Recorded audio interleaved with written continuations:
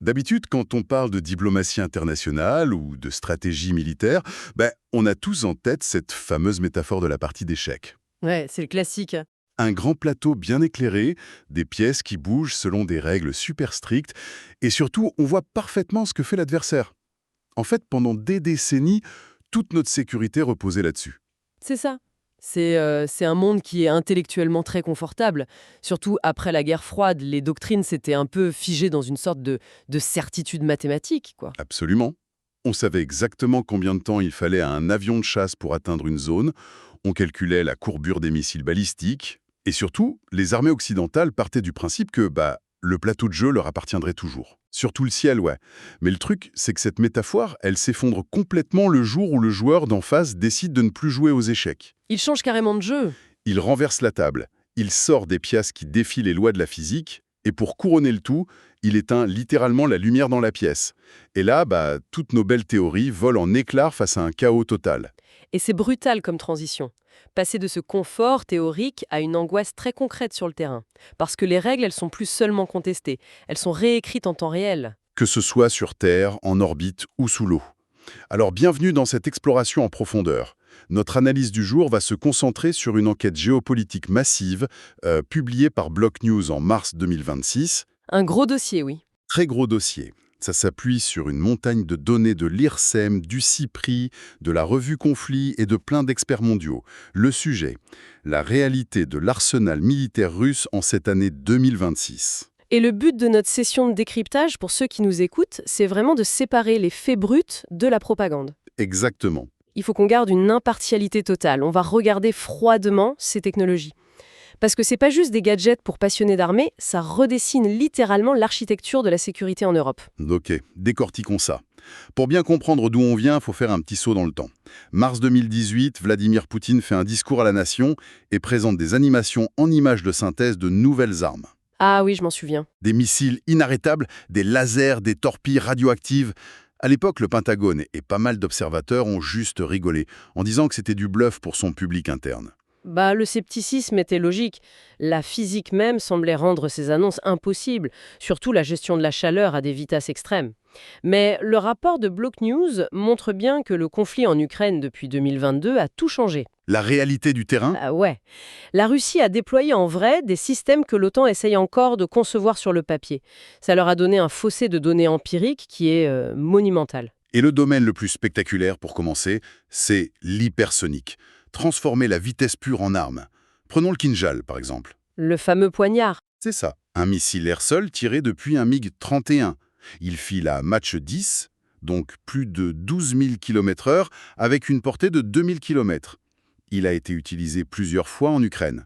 Tout à fait. Alors, les sources disent que les systèmes occidentaux comme le Patriot ont réussi à l'intercepter. Donc c'est pas une arme magique, on est d'accord. Mais le vrai problème, c'est le coût. Le rapport financier. Ouais, c'est un peu comme essayer d'arrêter une balle de fusil avec un filet à papillon, où le filet coûte 10 fois plus cher que la balle. L'asymétrie économique est écrasante. Ce qui est fascinant ici, c'est la nuance qu'il faut apporter entre l'avancée technologique et la réalité tactique.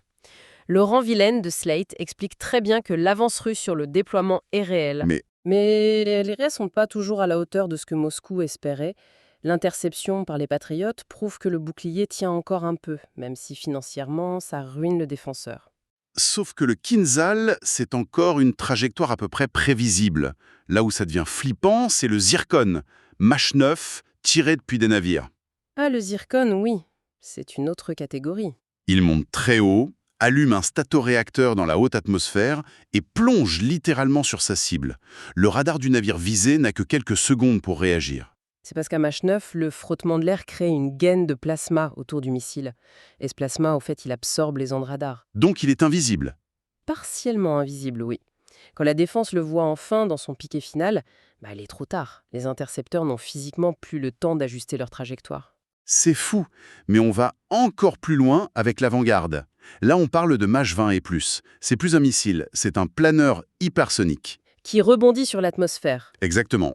Un missile classique, c'est comme une balle de baseball. Une fois lancée, on calcule où elle va tomber et on envoie un intercepteur à ce point précis. La fameuse courbe parabolique. Mais l'avant-garde, il plane et il manœuvre à 24 000 km/h. comment un ordinateur peut calculer un point d'interception si la cible vire de bord au dernier moment. C'est impossible.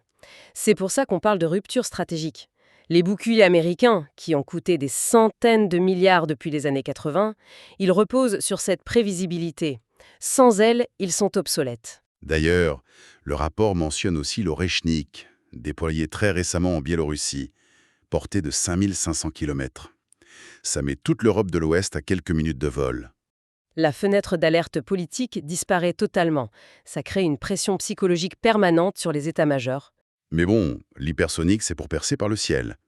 Et si la Russie perdait ses lanceurs? C'est là que ça devient vraiment intéressant. Les ingénieurs russes ont conçu l'assurance vie ultime et la plus sombre possible avec le Poséidon, ou Status 6. L'arme de l'apocalypse silencieuse. Exactement ça. C'est un drone sous-marin autonome avec un mini-réacteur nucléaire, donc autonomie illimitée. Il navigue à 1000 mètres de fond pour esquiver les sonars. Et sa charge utile est terrifiante. 2 mégatonnes, c'est plus de 130 fois Hiroshima. Et le but, c'est pas de couler un bateau, c'est d'exploser près des côtes pour créer un tsunami radioactif. Tout ça transporté par un sous-marin géant, le Belgorod. Personne d'autre n'a ça dans le monde. C'est unique. Mais justement, il y a un truc qui m'échappe. Les données de l'IRSEM rappellent que la Russie a déjà près de 5580 ogives nucléaires. C'est énorme, oui. Avec les États-Unis, ils ont 87% du stock mondial.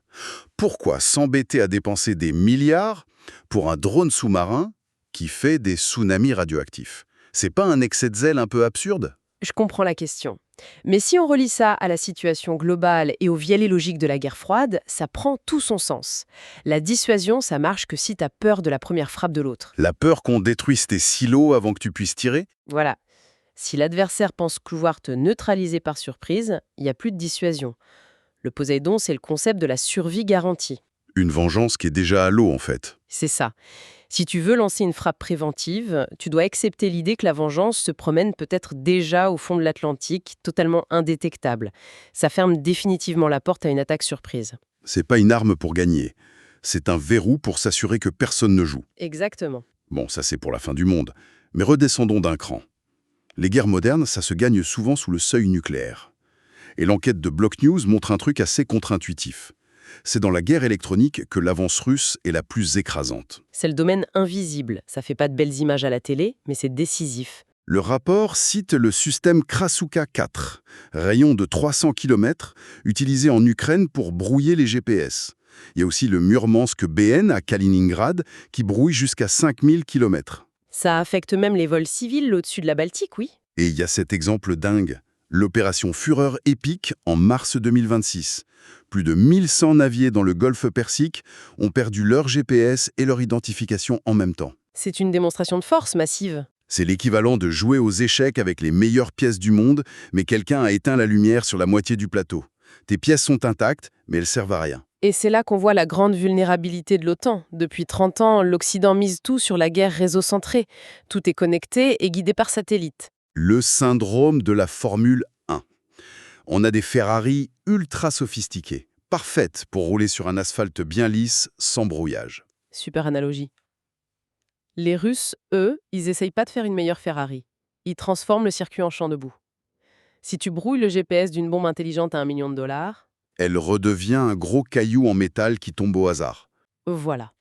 T'as annulé l'avantage technologique sans tirer un coup de feu. Éteindre la lumière, c'est une chose, mais le rapport parle aussi de murs physiques, le fameux déni d'accès, ou A2AD. Les bulles de protection. On connaît les S-400, mais là on parle du S-500 Prométhée, 600 km de portée. Ça peut frapper en basse orbite et théoriquement intercepter de l'hypersonique. Placé en Crimée ou à Kaliningrad, ça crée des zones infranchissables. C'est l'idée que la défense devient une arme offensive. Tu poses ça à tes frontières et tu interdis à quiconque d'approcher. Et ça s'arrête pas au ciel, l'espace aussi est verrouillé.